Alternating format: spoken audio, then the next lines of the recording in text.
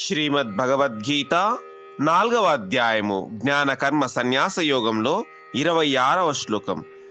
శ్రోత్రాదీనింద్రియాణ్యన్యే సంయమాగ్నిషు జుహ్వతి శబ్దాదీన్ విషయానన్యా ఇంద్రియాగ్నిషు జుహ్వతి.